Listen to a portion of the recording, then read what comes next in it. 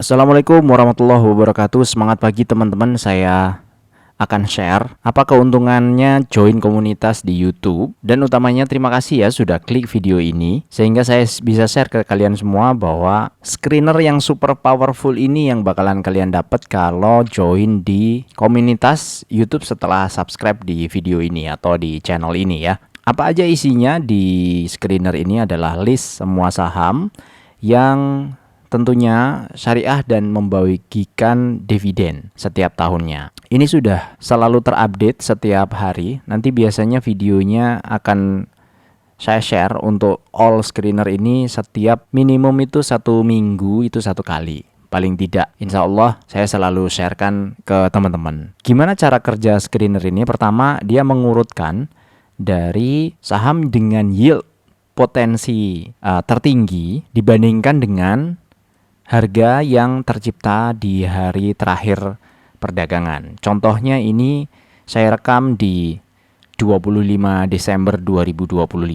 Artinya ini pas hari libur, maka ini adalah harga terakhir di tanggal 24 Desember 2025 kemarin. Jadi seperti AADI, ini LPPF, MPMX ya, harga 6975, 1690, ini adalah harga hari Kamis kemarin terbentuk. Kemudian urutannya bagaimana? Itu adalah sesuai dengan potensi dividen per tahunnya. Ada saham yang bagi dividen 2 kali, ada saham yang bagi dividen 1 kali. Contoh AADI 2 kali, ini sudah bagi 536, 7,7%. Dan ini diestimasikan akan bagi lagi nanti finalnya. Biasanya kalau grupnya Adro, Desember dan Mei. Artinya ini kita prediksi Mei 2026. Kemudian kalau LPPF ini kita prediksi adalah April 2026. Data dividen ini diambil dari mana? Itu ambilnya dari EPS terupdate terakhir. Kalau ini berarti kuartal 3. Dan ada beberapa yang diestimasikan dengan worst case. Kayak LPPF ini worst case karena sebenarnya EPS-nya bukan segini, di atas itu secara estimasi. Tapi kita supaya tidak over optimis, kita masukkan 293 dulu. Dividen payout ratio itu pakai history terakhir. Contoh ada disclaimer misalnya di AADI. AADI itu pada waktu PUPS mengatakan akan bagi dividen dengan 45% payout ratio. Nah, dengan kemarin dia bagi interim 536 atau 7,7%, rasanya kalau dia pakai 45% akan terlalu kecil. Dan ini tidak seperti biasanya grupnya Adaro. Sehingga saya coba estimasi pakai 70. Adro juga begitu ya.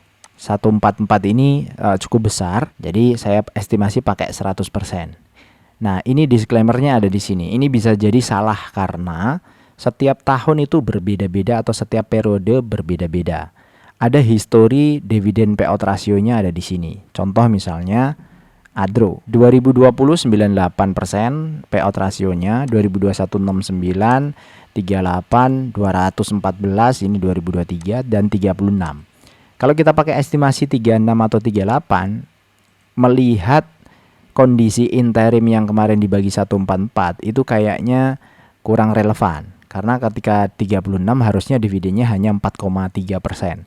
Sedangkan kemarin dia bagi sudah 7,6% atau 144. Jadi kita 100% kan pun ini secara dividen final akan lebih kecil daripada dividen interim yang sudah dibagikan kemarin. Terus selanjutnya ada BSSR. Sorry, tadi MPMX belum kebahas ya. Ini MPMX Juni 2026, Adro Desember Mei, BSSR kemarin juga sudah bagi lagi. Ini sudah 2 kali, 222 dan 127 dan seterusnya. Nah, screener ini yang teman-teman akan dapatkan setiap minggu sehingga Anda bisa melakukan rebalancing. Porto mana yang lebih penting?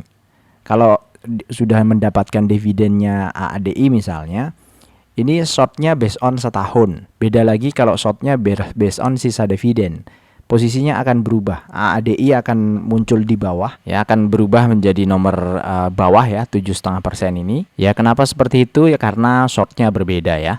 Shortnya bukan based on dividen 1 tahun, tapi ini sisa dividennya sehingga Ketika sudah ada di AHDI bisa dialihkan. Oh, udah dapat dividen 7%. Misalnya sekarang posisi sahamnya lagi turun, lagi kurang menarik misalnya ya. Dengan posisi begini atau take profit di area sini misalnya.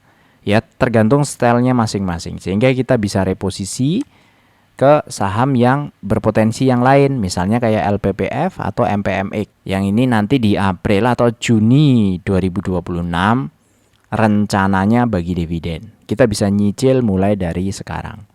Nah, apakah ini worth it atau tidak? Dihitung lagi dengan simulasi dividen investing ya.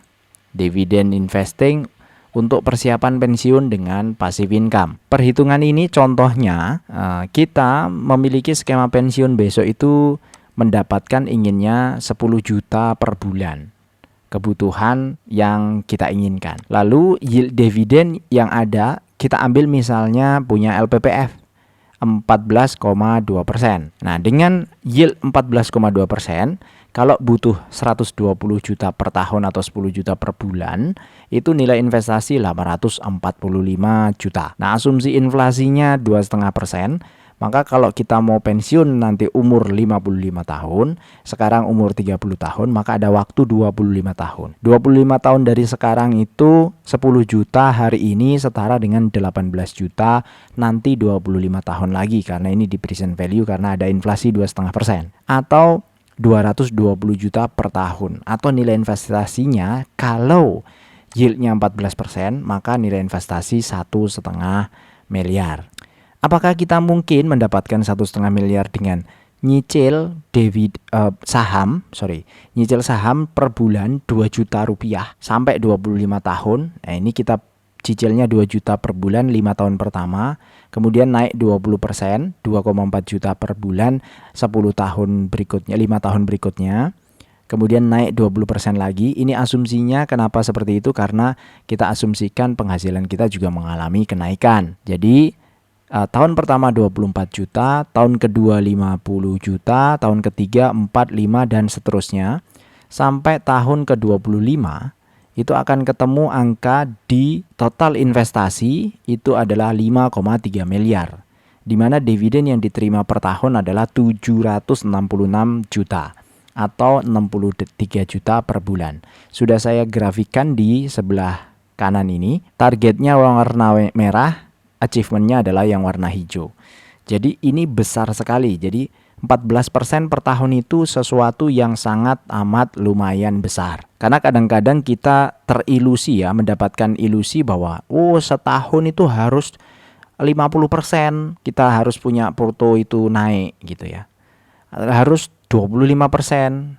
Itu kalau konsisten setiap tahun selama 20 tahun, 25 tahun luar biasa. Dapat 14 saja itu sudah cukup sangat-sangat bagus. Ini buktinya, ini simulasinya, dan secara realistis kita bisa realisasikan. Kalau melihat kondisi di market, mestinya ini memungkinkan 14% per tahun. Kalaupun tidak memungkinkan, kita ambil yang lebih bawah, yaitu 10% per tahun. Apa sahamnya yang 10% per tahun? Lumayan cukup banyak ya. TPMA, RALS, CLPI, MPMX ini 11, 10, 11, 10.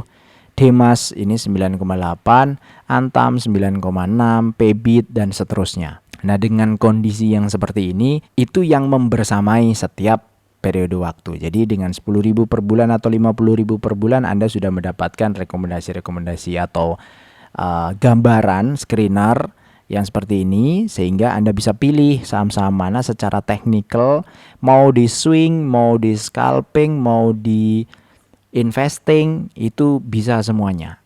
Dividen ini sebagai garansi. Saat kita memutuskan pembelian pertama, itu pembeliannya dasarnya apa? Ya ini yang menjadi dasar berpikir atau dasar pijakannya. Hasilnya tidak akan fix. Kenapa? Karena setiap harganya berubah, maka hasilnya juga akan berubah. Misal LPPF harganya sudah bukan 1.600, tapi sudah 2.600 misalnya. Itu yieldnya dari 14% akan turun menjadi 9% ketika kita membelinya di harga 2.600. Makanya harga updatean harian itu juga sangat perlu. Daripada Anda mengupdate sendirian dan seterusnya, bisa pakai bareng-bareng pakai menggunakan ini. Cuma ini nggak saya share screenernya atau Excelnya.